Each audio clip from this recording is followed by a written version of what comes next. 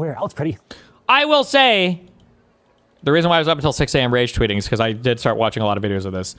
Somebody in chat put it well. This guy died like a dog. This killing was crazy. Like, it was insane. There's no way XQC supported this one, right? And if you thought it couldn't get any more craven than it is, within hours of Alex Pretti shooting, Pam Bondi sent a letter to Governor Tim Walz saying that if they would turn over voter information, then they would withdraw ICE from Minneapolis. That's just... So, if you want a... It's very bad. In Switzerland, they don't know about this. They don't have this problem. They have other problems, but they don't have this problem. Killed somebody.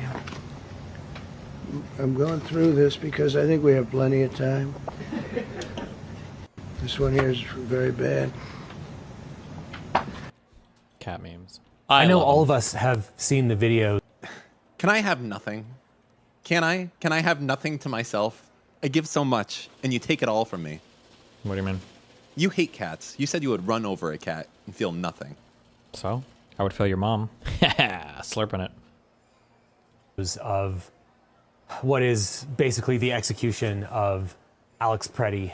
I've seen it from more angles and more times than I care to repeat. I'm not going to give an in-depth frame-by-frame analysis. You don't need a lawyer to tell you what you can see with your own eyes, which is that it was an inexcusable state-sanctioned murder. There is no excuse. There is no justification, and it is the latest in what is probably a long line. This one happens to have been videotaped, thankfully, by many brave bystanders. As you can tell, I'm not in my studio. I was on a plane yesterday. Oh God, it's cold out here. It's 0 degrees, which is still 10 degrees warmer than it is in Minneapolis right now. But in some sense, I do this for a living. I analyze the videos that are out there and think. Is the shutter speed I think the shutter speed is way too high, right? Because he's got the auto control on the camera on and it's so bright outside. That's my guess. That's what this video effect looks like, right? Think about things from a legal perspective, and I saw the first video when it came out. It was pretty clear. But with any video taken from across the street, there's some ambiguity. And but I think the second video came out. In the second video, you can hear that Alex Pretti's last words were, "Are you okay?" I can't handle crying. Go to the next thing. To the woman that was next to him, who had been pushed down by the ICE or CBP officer who was acting unhinged. Where Alex Pretti. I will say, the reason why I was up until 6 a.m. rage tweeting is because I did start watching a lot of videos of this. Somebody in chat put it well. This guy died like a dog. This killing was crazy. Like, it was insane. It's just insane. Just has his phone out and his left arm is free.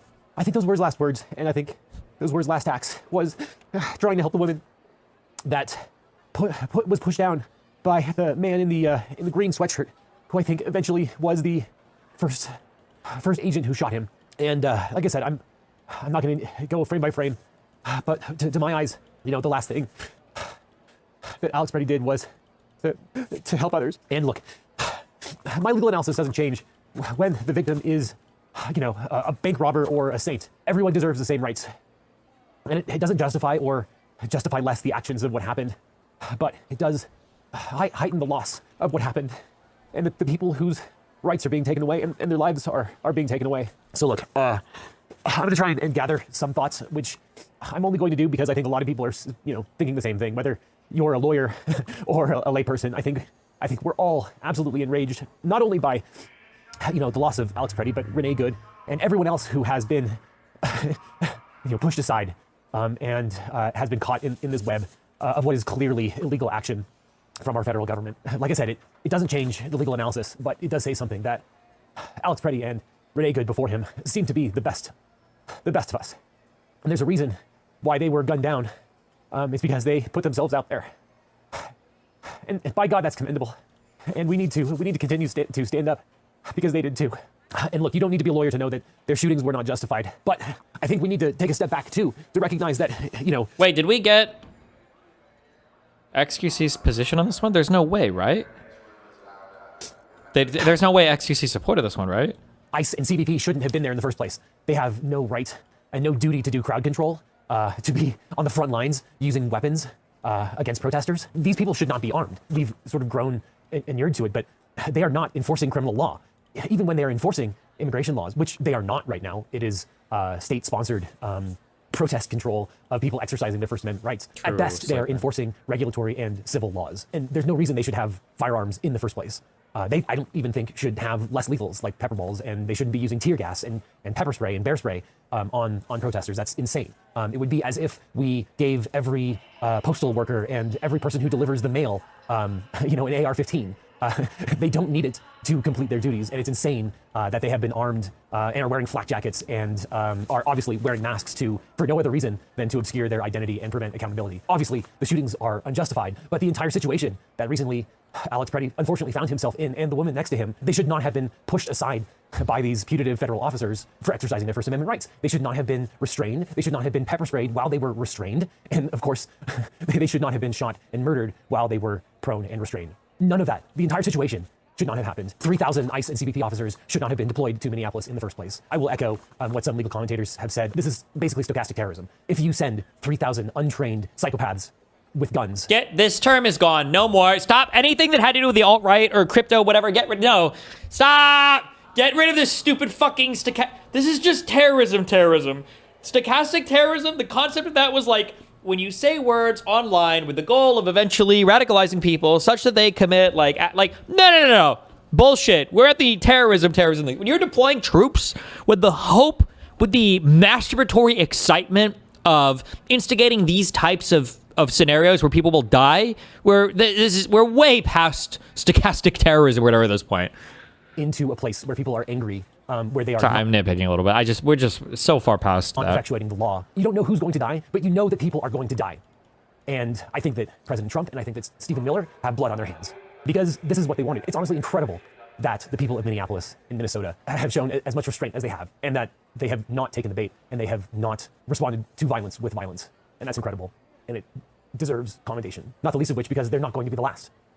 It's going to come to other cities, predominantly blue and majority Democratic cities, because what ICE and CBP are doing is a terror campaign. It is a pretext that they are effectuating anything related to immigration at this point. And also, I will point out that there are a lot of people doing a lot of good. There are a lot of lawyers working overtime. Right after this happened, lawyers who had already received a temporary restraining order saying that ICE could not employ unconstitutional methods to restrain and punish all of the protesters, filed an emergency motion with the Court of Appeals to lift administrative stay that was put in place, which is a thing that often happens. And it's insane that they would need a TRO in the first place to restrain these people en masse from conducting unconstitutional raids and unconstitutional methods.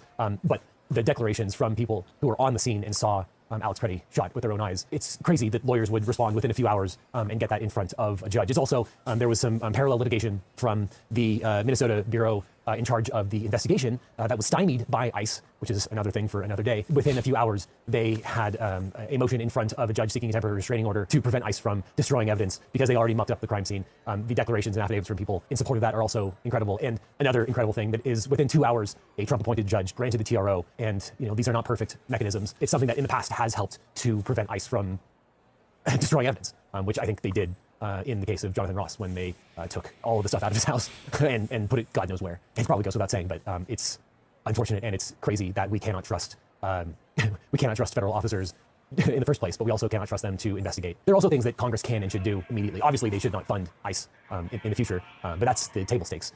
We need to have serious curtailment of the immunity that exists. Federal officers do not have absolute immunity, but they do have strong immunity, and it is incredibly difficult to sue the federal government when you have had your constitutional rights deprived. Obviously, there's qualified immunity on a state level when state actors do that. It would be unbelievably easy for Qualified immunity has to do with civil stuff as well. No one in the United States of America up until Donald Trump got this via the Supreme Court has immunity to committing fucking crimes. Okay? Qualified immunity has to do with whether or not you can sue a police officer for performing his job in the line of duty, not if he can be held criminally liable. Cops can be held criminally liable for committing crimes, okay? Even in the line of duty. It's what happened to Derek Chauvin. Congress to amend the current laws to provide a right of action for people to be able to sue, to remove qualified immunity unnecessarily, and to prevent all the stuff in the future, because the current framework for immunity for people who commit heinous crimes like these, I think it's untenable and it's disgusting. And then, of course, the people who are responsible for this at the very top need to be impeached.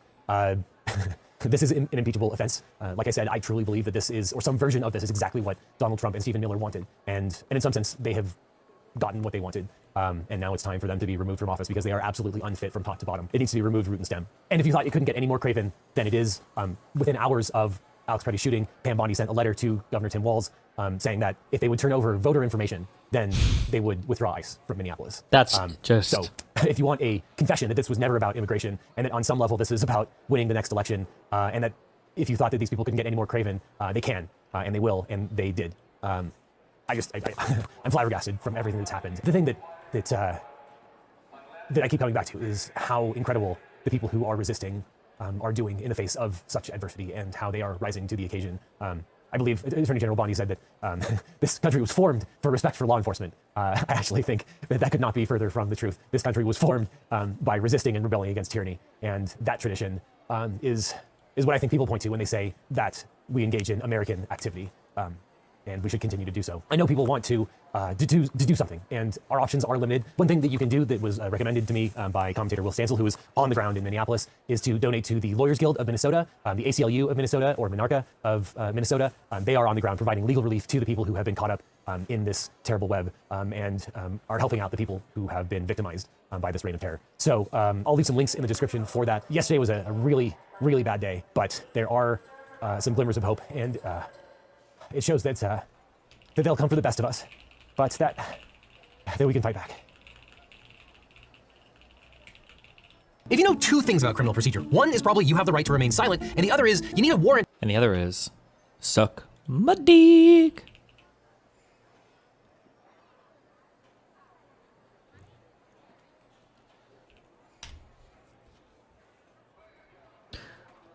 What does this mean? Net justified. GOP plus 31. I don't understand what that means. Like 81% thought it was justified, or what is this? Am I just retarded for not understanding this? Dem minus 79. I don't know what the fuck these numbers mean.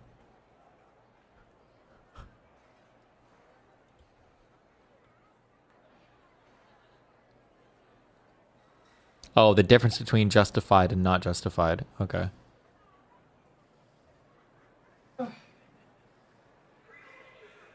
Why post it that way? Am I just retarded and I don't intuitively understand these numbers, or? 44% of Republicans thought that the shooting of the man in Minneapolis was justified. No shot. 44%. Of the man? Was the shooting of the man in Minneapolis? Yeah, 44% thought it was justified. Okay.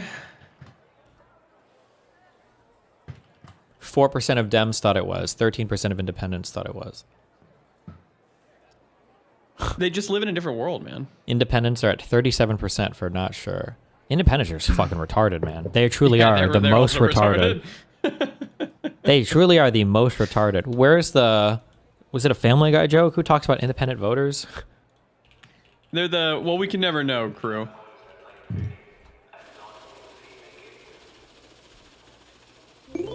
Is this the 9/11 thing, or is it a different joke? I don't remember. Mayor West, if re-elected, would you increase the frequency of garbage pickup? Well, citizen, that's an excellent question, and I thank you for it. I think it's great we live in a town where you can ask questions, because without questions, we just have answers. And an answer without a question is a statement. Oh, I like him. He looks me in the eye. I'd like to have a beer with him. I'm voting for him. I don't understand these people. He didn't even say anything and they're eating it up. Lois, undecided voters are the biggest idiots on the planet. Try giving short, simple answers. Sir, your question, please? Mrs. Griffin, what do you plan to do about crime in our city? A lot.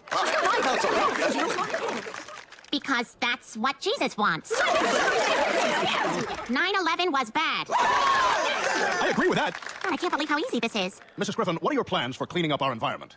9/11. Mrs. Griffin, what about our traffic problem? 9/11.